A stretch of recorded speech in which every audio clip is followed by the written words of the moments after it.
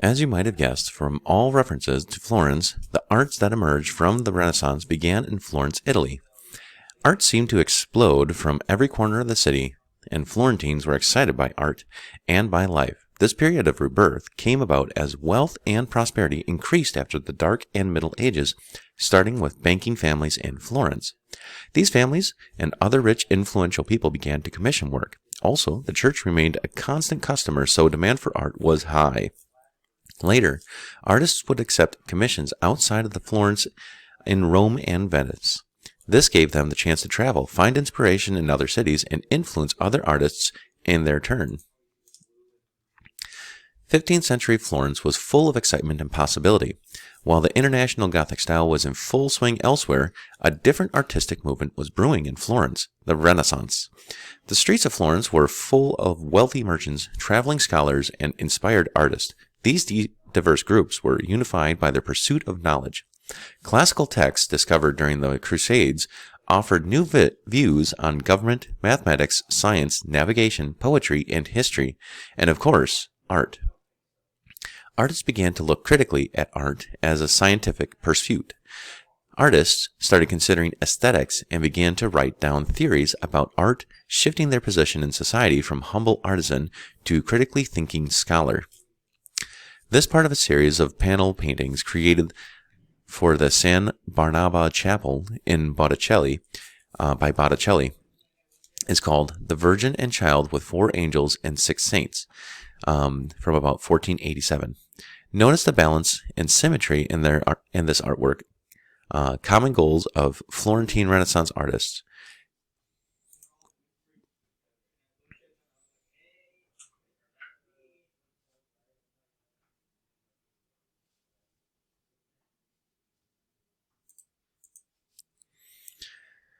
The term artist no longer referred to someone who could paint reasonably well, but instead to an individual who was competent in mathematics, anatomy, and ancient philosophy, as well as painting or other art form.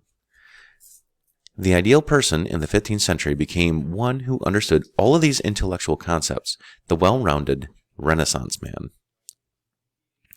Art from the Renaissance would have been a lot different were it not for the many patrons of the time. A patron is a person who supports the arts and artists, and Florence had more than its fair share. The most famous patrons were the Medici family, Europe's foremost bankers and the greatest supporters of classical studies and the arts. Medici opened libraries, cultivated relationships with many artists and writers, and commissioned hundreds of artworks. The dominant families of Florence, especially the Medici, frequently commissioned paintings to highlight their wealth and splendor. Patrons also commissioned work for private family chapels to ensure that family members would end up in heaven. Often, members of the family were painted into the religious scenes of an artwork, sort of like extras in a movie. Other than paying artists to paint, what made patrons so important to the Renaissance? Other than paying artists to paint, what made patrons so important to Renaissance artists? Patronage allowed artists to explore knowledge and themes that the church did not always agree with. With the support of a rich and powerful family, an artist had protection from the church and would paint what he liked. Thanks to the groundbreaking work of Giotto and with the protection and encouragement of the Medici family, humanism dominated the arts in the Renaissance Florence.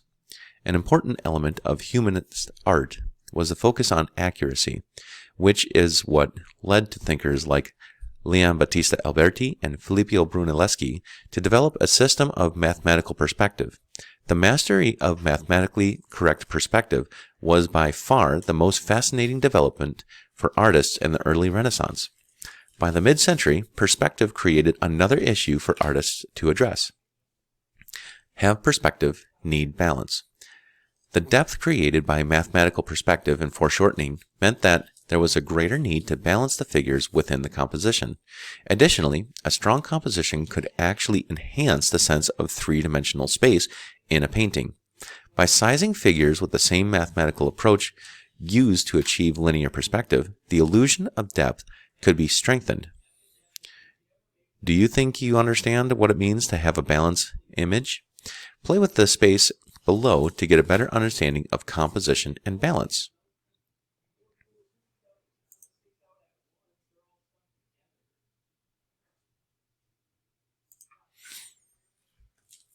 Many experts believe that mid-15th century artist Piero della Francesca achieved the greatest success at creating balanced compositions.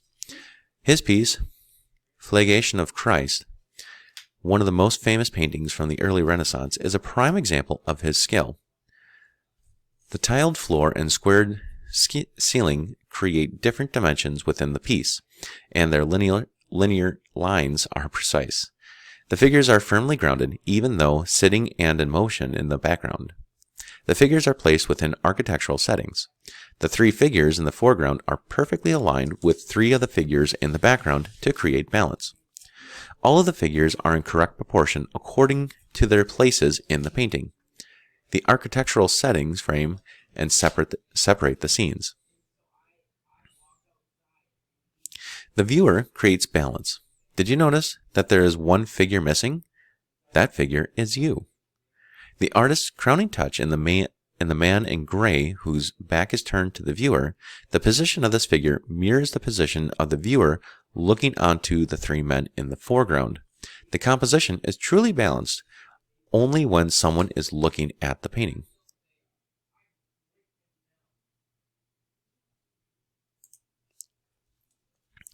Another artist to successfully create balance within an artwork was Sandro Botticelli.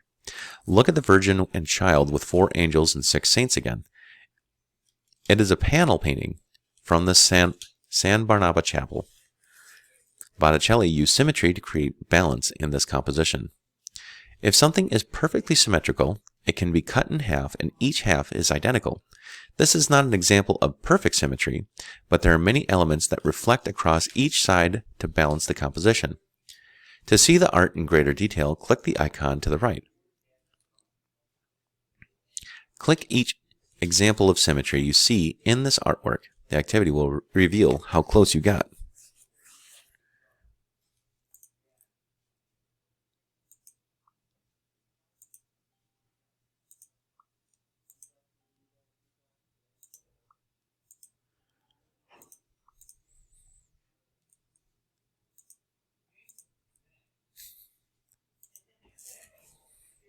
Although he did pay attention to balance, like his Florentine contemporaries, Sandro Botticelli was more interested in poetic side of classical world. The Birth of Venus, commissioned by a member of the Medici family, is considered Botticelli's masterpiece.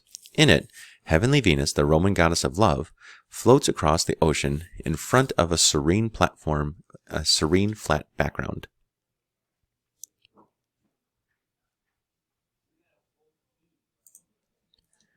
Botticelli's use of light in The Birth of Venus creates believable forms, but he doesn't use perspective.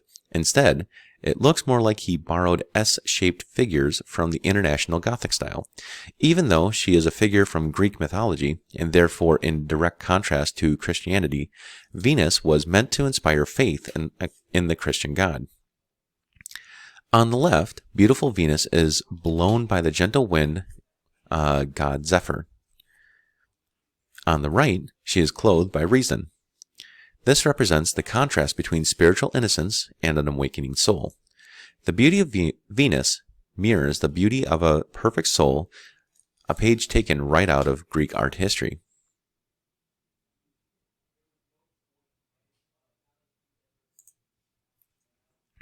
The Medici family were accused of abusing their political power and in 1494 were expelled from Florence.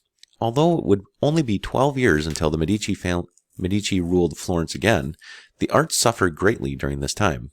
Rome and Venice replaced Florence as centers of the Renaissance. There's so much to know about the Renaissance that there isn't enough time to focus on Rome. Here's a quick overview in 50 words or fewer. The Pope moved to Rome in 1417. He and the Catholic Church wanted to regain power of this important city, so they began an extensive program of building and beautification. This kept many architects and artists, most of whom got their start in Florence, busy during the rest of the Renaissance. But enough about Rome. It's time to focus on another major art center of the Renaissance, Venice.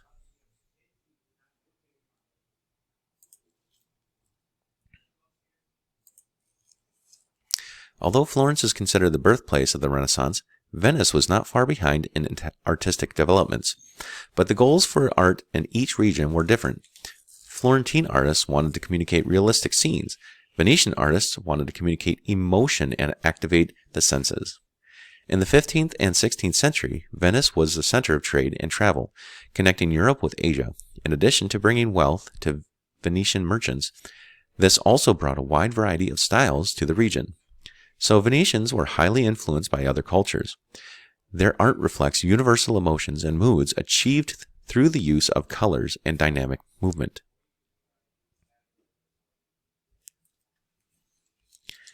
This is the Transfiguration of Christ, completed in 1487. It shows Bellini's mastery of oil paints and the incredible depth and emotion that color could bring to a scene.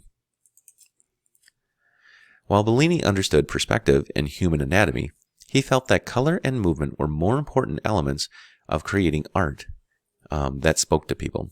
Bellini's long career stretched from his early days as a student of the International Gothic style to the height of the Venetian school, a term used to talk about art that came out of the Renaissance in Venice. His St. Francis in Ecstasy, painted around 1480, radically differed from the works of his contemporaries. St. Francis of Assisi was a poor man who followed the Bible and Jesus' teaching as closely as possible. Toward the end of his life, he said to have had stigmata, wounds in the hands and feet like those made when Jesus was nailed to the cross. In this painting, Ecstasy refers to the moment of St. Francis's stigmata. While other artists studied proportion and the placement of figures, Bellini focused on the color to explain the workings of St. Francis's soul.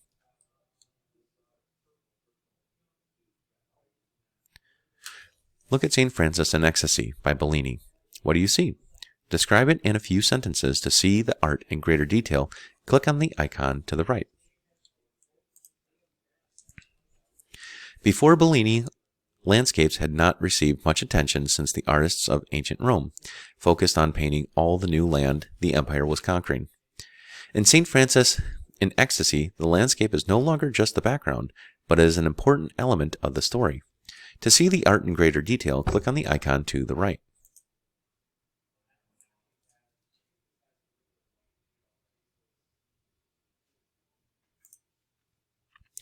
The cave in the foreground shows Francis's simple way of life. The skull and sandals both have biblical symbolism. The city and plowed fields in the distance may represent what Francis is rejecting, or perhaps the heavenly Jerusalem that he seeks. Either way, it is set in stark contrast to his immediate surroundings.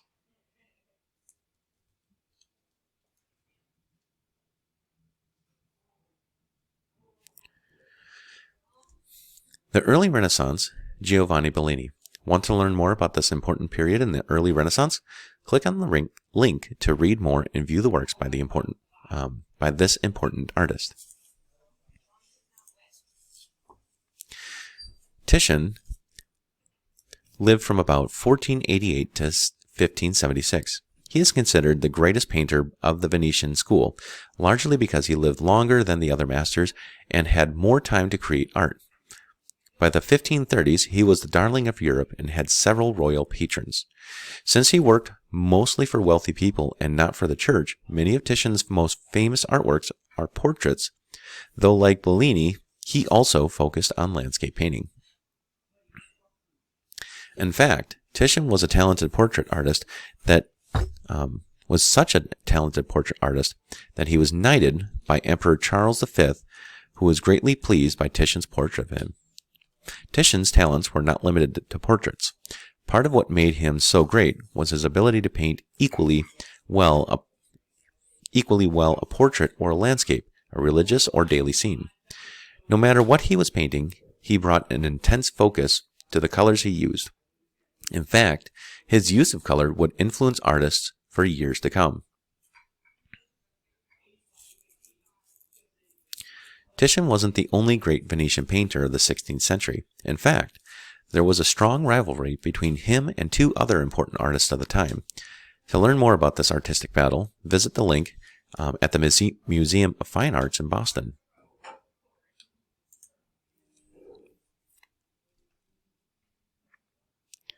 Titian, Tintoretto, and Veronese. rivals in the Renaissance Venice. While Venetian painters were not concerned with composition in the same way that the Florentine painters were, they did pay special attention to balance. Not surprisingly, they felt that balance was best reached through harmonious colors. Titian mastered color balance. Using robust colors and dynamic movement, Titian brought an active sense of drama to his paintings. A good example of this can be seen in Bacchus and Ariadne, circa 1520, a representation of a tale from the classical mythology. While Titian possessed the skills to render precise detail, he often paid less attention to detail in favor of creating movement and drama. Titian's painting, Madonna with Saints and members of the Pesaro family, broke with traditional composition of Madonna imagery. He removed the Virgin Mary from the center of the painting. It might seem like a big deal, but at the time it was revolutionary, and even shocking to the people who were used to seeing religious figures just so. Despite the unconventional organization of the piece, the slanted diagonal triangle formed by the Virgin and the two saints on either side of her preserves her place as the center of attention. The lighted pillar behind the Virgin and her white shawl bring her tiny figure into prominence against the darker pillar and softer colors of the saints below. The red banner balances the red dress of the Virgin, which helps draw attention to her importance.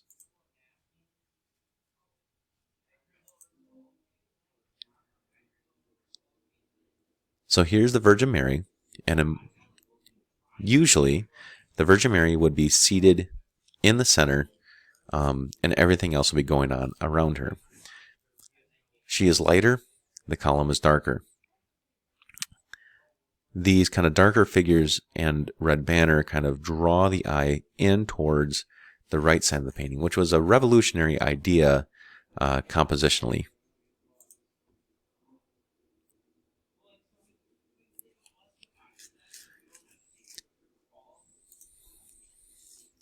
The Venetian school declined after the death of Titian and has suffered a tragedy due to a fire in the Doge's palace in 1577, which destroyed many artworks stored there. Regardless, the Venetian School of Art's focus on color and oil paint would be studied and copied for centuries to come. Make sure to understand what happens in Florence and Venice before moving on to learn about the main celebrities of the Renaissance.